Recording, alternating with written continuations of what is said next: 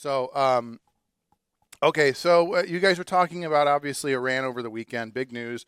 And I think did President Trump announce it over like on True Social? This may be the first time that He announced it when it was over. right, but I'm saying that was the announcement. It came Right. from him on True Yeah. Social. Was, oh, by the way, here's a truth. He should have made it a premium truth for $5. I'll tell you who I $5, bombed. you can find out what and where we've bombed. Yeah. But here's the thing. So now he had this. It's called the Operation Midnight Hammer. Man, I know who's in charge of naming those things, but good kudos to you. Operation Midnight Hammer got underway Saturday. A group of B-2 bombers took off from Missouri. And obviously, again, this wasn't a terrible surprise because people were monitoring, like the refueling planes had taken off a couple days early. Everything was getting in place. So again, it wasn't exactly the biggest surprise. I think they did do sort of, they had like two different groups. So there was sort of this distraction group. So there was a decoy group. And then the real group of 7 bat-winged B-2 stealth bombers flew east undetected for 18 hours. The Freedom Doritos. The Freedom Doritos. Did you ever see one of those? I remember they flew over. I remember one time they flew at the Gary Air Show. Yeah. And they flew over at literally like 100 feet off the ground. I said, we don't really need to blow stuff up. You just need to fly over your enemy with a B-2 bomber. And then they're like, you know what, we're done. The point. Like you should always just do like one test run. Like we're gonna fly over you. You see that thing and go, we're out, man. We're out. Whatever that thing does or whatever that thing can drop on us, we're out. But so there was an attack on Iran's three main nuclear sites. It was the largest operational strike ever by B-2 bombers. The B-2 bombers dropped 14 bunker-busting GBU-57 massive ordnance penetrators, the MOPs, each weighing 30,000 pounds. So now the big question is, did they obviously struck their target, but did they go deep enough and do the damage they needed? The other thing is that this wasn't exactly, these targets were not a surprise. Everybody kind of knew that this was one of the things that's been said is this wasn't an attack on Iran. This is an attack on Iran's nuclear, program. So the targets were pretty well known. So the question is, there were some reports that some trucks left days in advance. There were some reports that they didn't go deep enough. So it remains to be seen, is this just a setback? Did this destroy the program, et cetera? Why don't we take some calls? I know Joe says we got some callers. So good morning, caller. You're on the air. Chuck, you're alive and well. Thank God. I am. I will do the caveat. I do have kind of a chest thing. So my ranting. You got a little case of AIDS or something. What's wrong there, buddy? You get to that point, man, where it's just like that summer just kicks your butt. But but my ranting will be kept to a minimum. I may just I'm going to throw it to Bob to rant today. So I don't know that I have rants in me or digressions, but we'll see how far we can go. You need some cough medicine or something? I've been taking stuff out. Man, I've been mixing all kinds of stuff. Maybe that was part of my problem. I've been taking uppers and downers and lefters and righters and not too many lefters. In that desk drawer right at the end in the back behind the producer's booth, that's where your boy Wonder Jet hides his gummies. No, I saw some gummies. I don't know if those are throat gummies, lozenges. I don't know. I didn't want to try them. I don't know what they are, but listen, if they're anywhere near the Dietlow household, you know what they are. You can bank on it.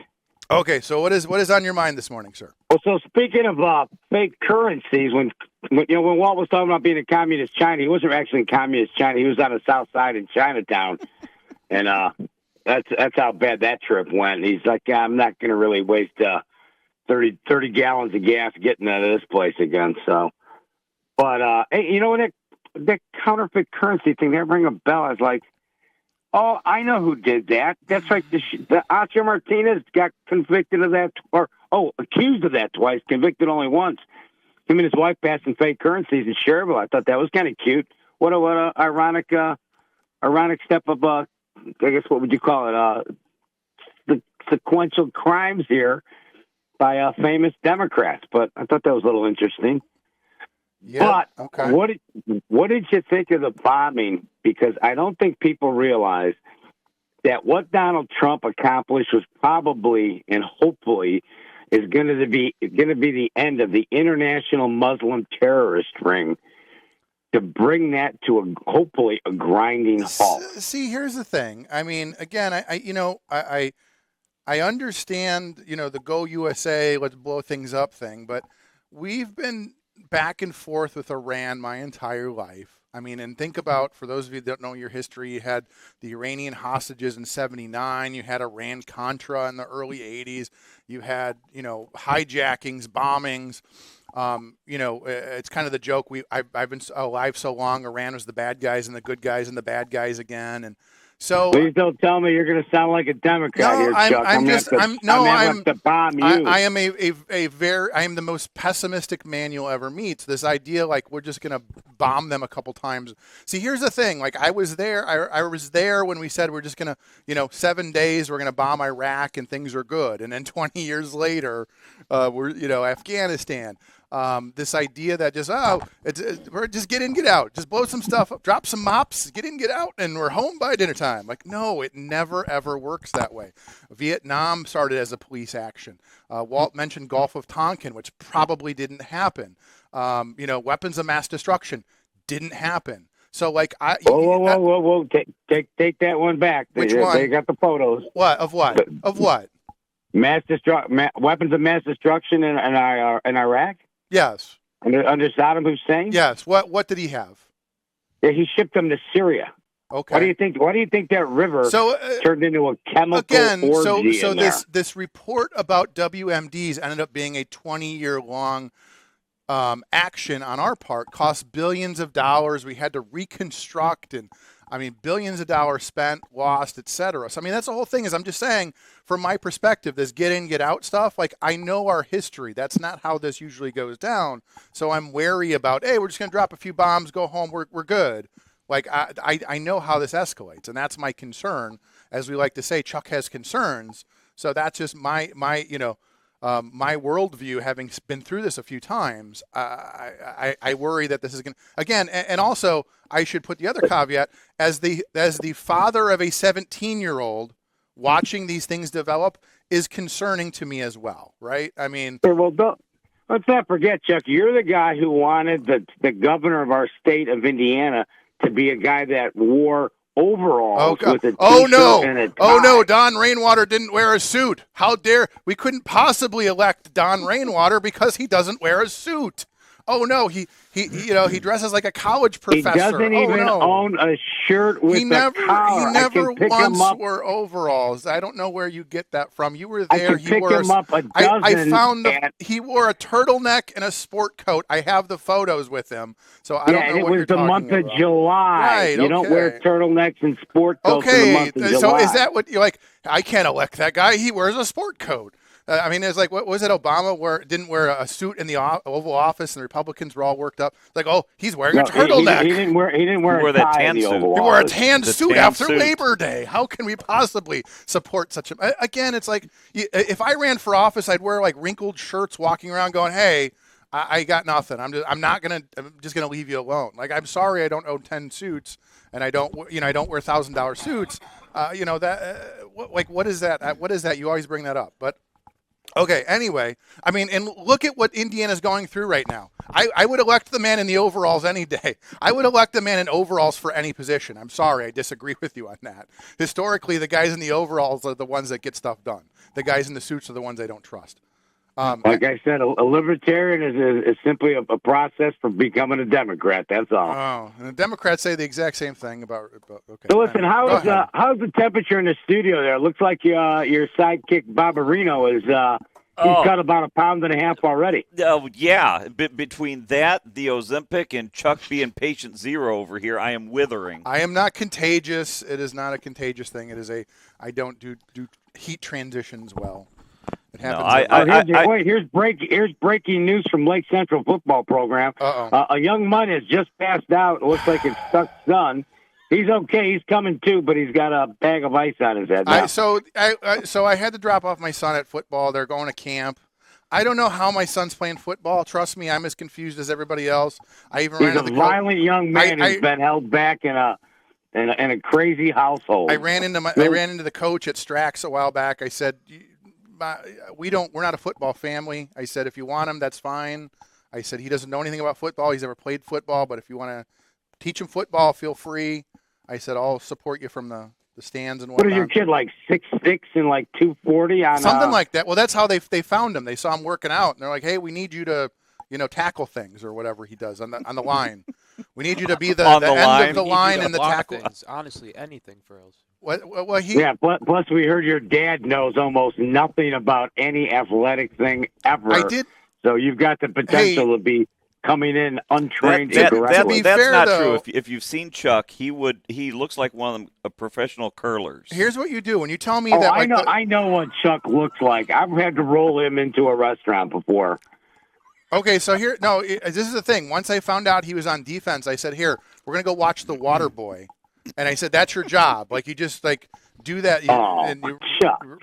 tackle the guy with Honestly, the ball." Chuck, This is why you should have had all girls. I think you did your son injustice if he's 6'6", 240, and he's just now learning football. Well, he wasn't. He had a late growth spurt. I mean, I expected him to be big, but then he just started bulking up. So he was 5'2" at Christmas. Right, exactly. Yeah, no, you should see his pants. But no, yeah. So, but that's the thing. I mean, he just doesn't have. I don't want to digress too far, but he didn't have the personality for sports. You know what I mean? Like he played basketball, and it's like, hey, go get the ball. Like, well, why? I'm like, I don't know, because they want you to get the ball. Like, you're the tall guy, like, hit the ball. Like, but why? I'm like, I don't know. And as a father, you didn't have the time to look up on YouTube to find out what basketball was about? I played basketball, too. I was tall. They made me play basketball. They said, go stand in the center and swat the ball. I go, okay, but why? And then to go stand in the center for 3 seconds and then get out of the way. Like that was get in, get out, 3 seconds, just like the bombings. Get in, get out, get in, get out. If that's not a libertarian play in sports, but why do I have to do that? Right, but why do I have to do that? Why? Like, why do I have to hit the ball? Why do I have to get the – like, why? Like, that was always my – like, why? But, okay, but can I ask questions? Okay. And now I'm here on the radio asking why. Okay, so Mad Mac, anything glad else? you're okay, though, Chuck. No, everything's fine. Sure. Well, we're going to retract. Bob said emergency. I know. Thought, see, you got to be careful when the emergency. He's going to think I flipped another car on the way. Chuck, my first thought was you skidding down 8094 on the hood of your car. Yeah. No. I thought, oh God, he hasn't done a repeat of that again, has he? I got the wife's Audi. That thing drives like a Mario Kart, man. You get in that thing, and surprised nobody throws red shells at me while I'm driving. Okay, we got to go. I appreciate the call as always. We got more calls, and Joe's like, we got to do all the things. Okay, good morning, caller. You're on the air. Hey, good morning. I am just calling in for a traffic update. Thank you. What do you got? Over in Highland and Kennedy Avenue, it is shut down right now. Kennedy Avenue shut down where at? By Plaza Lanes. North and southbound? Yes. There is a telephone pole about to pretty much fall over into Kennedy. The telephone pole was not heat friendly. So you've got a telephone pole right about at Plaza Lanes. So that's just south of the expressway. So you've got all lanes blocked currently. Is the power live? Is it dancing? Is it doing all the jumping around things? Or is it just I don't know. dangling? I just seen that telephone pole. I could send a picture to you, but the telephone pole is just literally just pretty much threads of breaking. So okay. Well, hey, thanks for that. We will certainly mention that to people. So Kennedy, as of right now, Kennedy north and southbound closed around Plaza Lanes due to a power line. Okay. Anything else going on this morning? No, that'll be it, man. Thanks. Hey, well, thank you for the CTA on that. We always appreciate that. So we'll keep that in mind. So you were mentioning we should probably get back to that because we had Route 30 closed for a good part of the day yesterday. After there was so there was a fire at the round the clock in Cherville. And so to me, the photos, it looked like it might have been like a hood fire or something. Yeah, in the back, yeah. So, I mean, the damage was minimal. Cherville Fire did a great job knocking that thing down. It's like one of those things. You got to be careful. It's like it's a region icon. You got to put the fire out, but you don't want to, you got to tread lightly but they did a great job knocking it down quickly. The damage was minimal. Might just need to rebuild the roof, whatnot. But I expect they'll be closed for a short time while they rebuild that. But good news.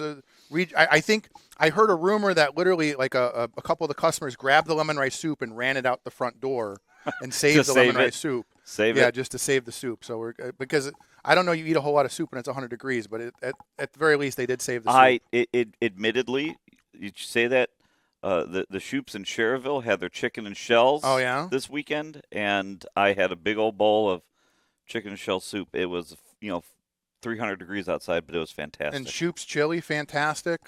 It's always a good, this is what I always say when somebody's sick in the region. It's like, hey, Gatorade and lemon rice soup. You'll be fine. Yeah. Joe, you want to take another? Which one do you want to do? You take a break? Okay, we'll take a break.